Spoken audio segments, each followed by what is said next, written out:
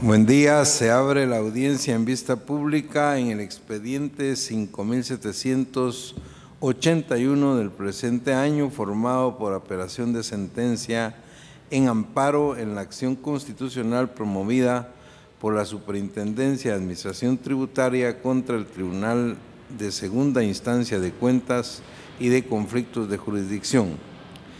La abogada secretaria general adjunta en funciones dará lectura a la parte conducente de las consideraciones y a la parte resolutiva de la sentencia apelada y efectuará las advertencias reglamentarias de la presente audiencia. Quede en el uso de la palabra. Muchas gracias.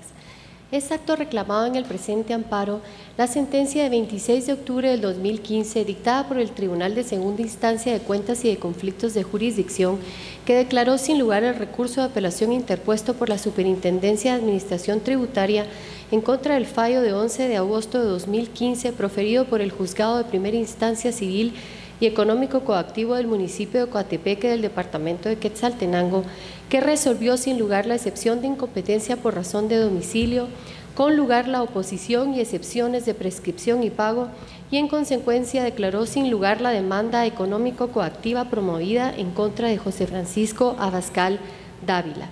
La Corte Suprema de Justicia, Cámara de Amparo y Antejuicio, en su sentencia de fecha 6 de septiembre del 2016, consideró: del estudio de las actuaciones respecto al acto reclamado, los que integramos esta Cámara efectuamos el análisis de la manera siguiente. El artículo 14 del Código Tributario preceptúa: la obligación tributaria constituye un vínculo jurídico de carácter personal entre la Administración Tributaria y otros entes públicos acreedores del tributo y los sujetos pasivos de ella. Tiene por objeto la prestación de un tributo, surge al realizarse el presupuesto del hecho generador previsto en la ley y conserva su carácter personal a menos que su cumplimiento se asegure mediante garantía real o fiduciaria sobre determinados bienes o con privilegios especiales. La obligación tributaria pertenece al derecho público y es exigible coactivamente. Con fundamento en la norma precitada, la Superintendencia de Administración Tributaria, ante la falta de cumplimiento de pago del adeudo tributario del contribuyente José Francisco Abascal Dávila, el 22 de agosto del 2008 promovió juicio económico coactivo con base en el título ejecutivo SAT-T-GRO-14-2008 de fecha 12 de agosto del 2008, que certificó la resolución administrativa R-2007-02-09-000-257 de fecha 13 de julio del 2007, que le fuera notificada al contribuyente el 26 de julio de ese mismo año. Esta Cámara estima que el fallo emitido por la autoridad denunciada carece de motivación y fundamentación, ya que únicamente se limitó a indicar que el procedimiento administrativo de cobro había concluido con el traslado a la Intendencia de Asuntos Jurídicos y que no concurría en ninguno de los presupuestos de interrupción de prescripción que establece la ley de la materia. Sin embargo, no indicó desde qué momento se computó el plazo de la prescripción ni efectuó un análisis íntegro de las actuaciones dentro del proceso y de esa forma concluir si la notificación de la determinada obligación tributaria se consideraba o no acto que interrumpía la prescripción. Aunado a lo anterior, el tribunal denunciado no emitió pronunciamiento respecto al agravio de la postulante referente a la excepción de pago que fuere declarada con lugar a favor del ejecutado, con lo que se evidencia la vulneración de la tutela judicial efectiva de la amparista. La motivación es un requisito de validez de las resoluciones judiciales y asegura la recta administración de justicia. En el presente caso, la autoridad impugnada, al dictar el pronunciamiento de alzada, efectuó una relación general de lo resuelto por la juez de primer grado, lo que no reemplaza en ningún caso la fundamentación y evidencia violación de los derechos denunciados por la postulante. Con base en lo considerado, esta Cámara estima que la autoridad recurrida al emitir el acto reclamado sin la debida fundamentación vulneró los derechos denunciados por la postulante, razón por la que debe otorgarse el amparo solicitado y en consecuencia se ordena al tribunal denunciado emitir nuevo pronunciamiento en el que realice un análisis del fallo impugnado. Fundamente la ley en su decisión en ley y conforme a lo que considerado, sin perjuicio del sentido en que resuelva. Con base en las anteriores consideraciones, el Tribunal de Primer Grado resolvió: otorga el amparo solicitado por la Superintendencia de Administración Tributaria en contra del Tribunal de Segunda Instancia de Cuentas y de Conflictos de Jurisdicción. En consecuencia, deja en suspenso, en cuanto a la reclamante, la sentencia de fecha 26 de octubre de 2015 dictada por la autoridad recurrida dentro del expediente de apelación 157-2015. Restituye a la postulante la situación jurídica anterior a esa resolución. Ordena al tribunal denunciado a resolver conforme a derecho y lo aquí considerado, respetar los derechos y garantías de la postulante bajo apercibimiento de imponer la multa de 500 quetzales a cada uno de los magistrados en caso de no acatar lo resuelto dentro del plazo de 3 días siguientes de haber recibido la ejecutoria y sus antecedentes sin perjuicio de las responsabilidades correspondientes. No hay condena en costas por lo ya considerado. Notifíquese. De conformidad con lo que establece el artículo 67 del Acuerdo 1-2013 de la Corte de Constitucionalidad, quien haga uso de la palabra en la presente audiencia deberá dirigirse directamente al tribunal, expresar sus alegaciones en forma oral, conforme al objeto de la vista pública previsto en el artículo 61 del referido acuerdo, y sin dar lectura a documentos, salvo que cuente para ello con la autorización previa del presidente de la Corte de Constitucionalidad. Concretarse al asunto planteado, ser breve, conciso y preciso en su exposición, no proferir expresiones irrespetuosas a las partes o a los miembros del tribunal. Para la exposición de alegaciones, los intervinientes cuentan con un tiempo no mayor de 15 minutos. Es todo, señor presidente. Muchas gracias, abogada secretaria. Pueden hacer uso de la palabra en la presente audiencia el apelante, solicitante de la vista pública y tercero interesado en el amparo, José Francisco Abascal Dávila, quien actúa con el auxilio del abogado Rodrigo Montúfar Rodríguez, quienes me han informado compartirán el uso de la palabra. Por favor. Con su venia, señor presidente, señores magistrados, la Corte Suprema de Justicia, Cámara de Amparo y Antejuicio, declaró el amparo de una manera errónea porque en este proceso se habían observado todas la aplicación de todas las normas legales correspondientes, desde la primera instancia hasta la segunda instancia. La Superintendencia de Administración Tributaria hizo uso de todos los recursos, impugnó de nulidades de amparos, obstaculizó la defensa del contribuyente, y como la sentencia de segunda instancia no le fue favorable, entonces interpuso un amparo, y la Corte Suprema de Justicia, Cámara de Amparo y Antejuicio, declaró con lugar ese amparo sin observar que la sentencia de segunda instancia, la que fue suspendida por el amparo, tiene 5 hojas, de las cuales 3 se refieren a analizar las exposiciones de la SAT. Y en la sentencia de la Corte Suprema de Justicia, Cámara de Amparo y Antejuicio, ordena a la Sala de Cuentas y Conflictos de Jurisdicción emitir una nueva sentencia donde haga un análisis y una argumentación de lo que ha dicho la SAT, cuando de la sentencia de 5 hojas, 3 dedica a la SAT. Querrá entonces que se dediquen las 5 hojas a lo que dice la SAT. De esa manera se han violado derechos constitucionales del contribuyente de la siguiente manera: la protección de la persona, artículo 1 de la Constitución, porque no se ha protegido a la persona del contribuyente, se le ha tratado de una manera discriminatoria y se faltó al principio de igualdad, artículo 4 de la Constitución. Por una razón, en la sentencia de la Corte Suprema de Justicia, Cámara de Amparo y Antejuicio, dice que no se han protegido los derechos de la postulante, o sea, de la SAT, cuando todo el proceso, que lleva varios años, la SAT tuvo oportunidad de defenderse, obstaculizó y bloqueó incluso la presentación de pruebas por parte del contribuyente, tuvo toda la oportunidad, hizo uso de todos los recursos. Y entonces, ¿cómo es posible que en la sentencia de la Cámara de Amparo y Antejuicio se diga que se han violado los derechos de la postulante, cuando los derechos que se han violado son los del contribuyente? Porque se le está cobrando nuevamente impuestos pagados en su totalidad oportunamente, pero parece, como se evidencia a lo largo del proceso, que la SAT ha pretendido que se cobre de nuevo esos impuestos.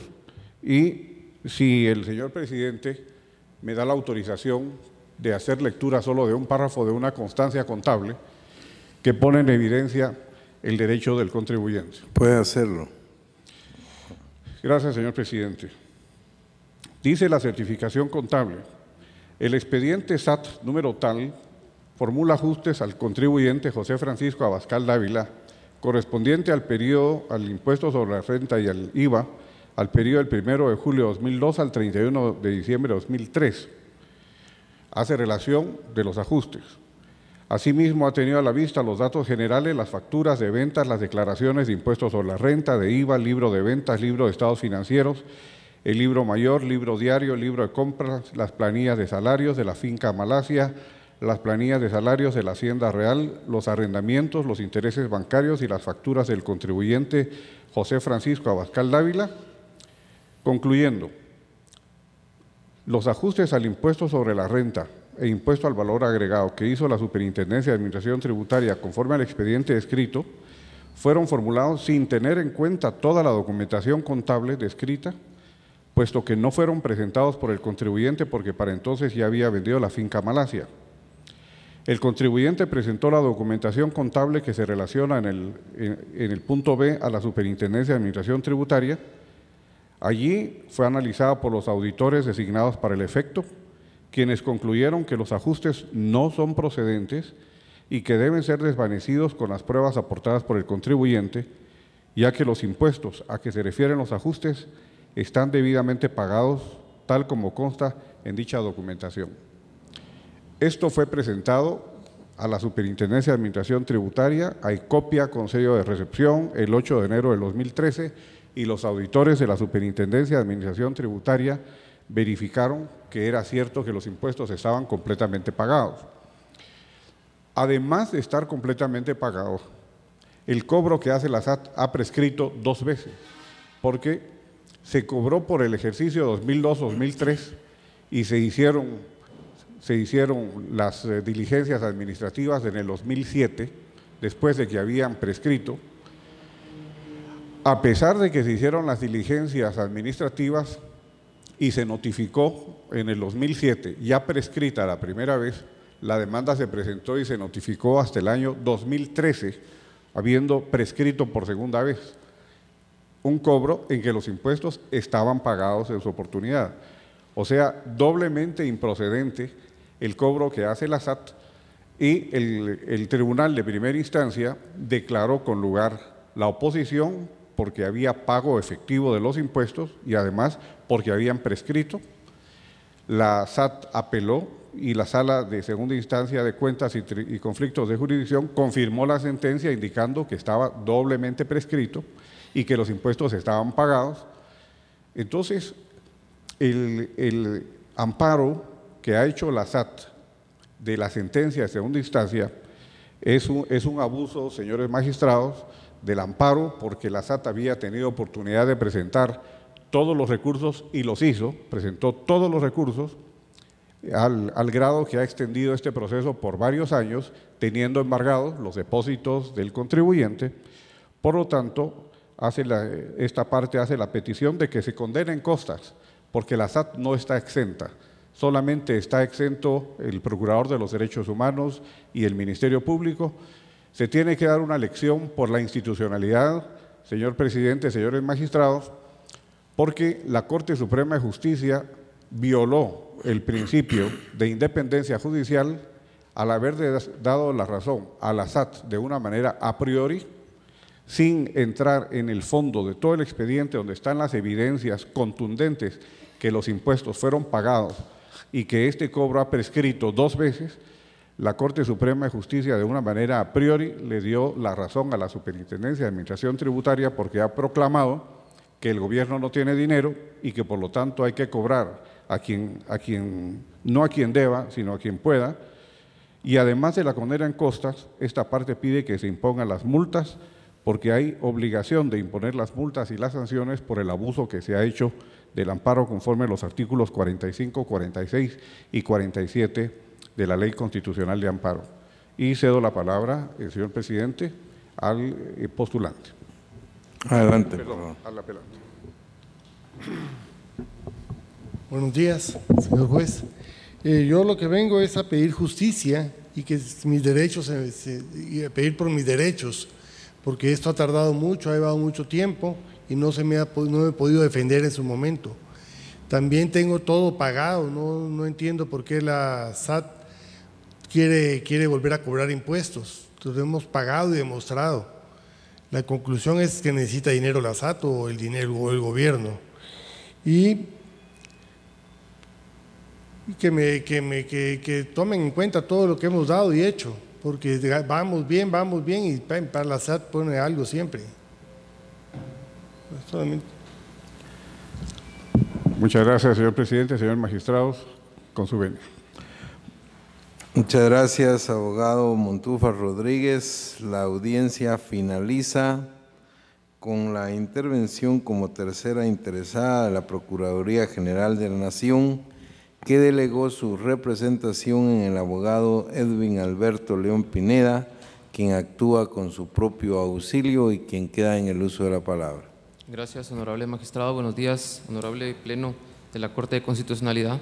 Solicito autorización al honorable presidente para autorizarme a darle lectura a un extracto de una sentencia emitida por esta honorable Corte. Al lugar puede hacerlo.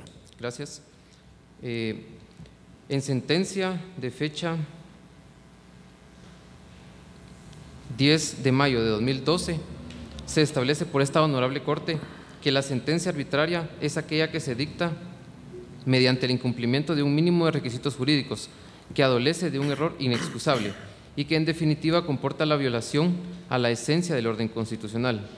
En conclusión, son sentencias que presentan defectos de tal gravedad que no pueden ser calificadas genuinamente como sentencias, porque quedan descalificadas como actos judiciales y que implican en general un apartamiento de la solución normativa prevista para el caso, una decisiva carencia de fundamentación y una motivación equivocada. En este caso, honorables magistrados, la postura de la Procuraduría General de la Nación, en representación del Estado de Guatemala, establece que si bien se dictó una sentencia por parte de la Corte Suprema de Justicia, Cámara de Amparo y Antejuicio, es correcta en el sentido que la sentencia de segunda instancia carece de fundamentación absoluta, toda vez que se limita a establecer y a repetir los argumentos del juez de primera instancia.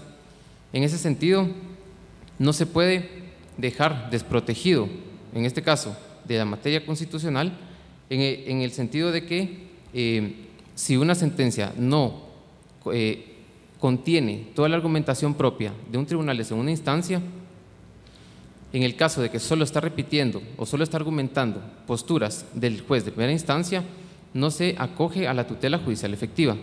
Por lo tanto, esta representación solicita que se declare sin lugar el presente recurso de apelación y por lo tanto se confirme la sentencia proferida el día 6 de septiembre del año 2016 por la Cámara de Amparo y Antejuicio de la Corte Suprema de Justicia. Únicamente, gracias. Muchas gracias, abogado León Pineda. Se clausura la presente audiencia. Buen día.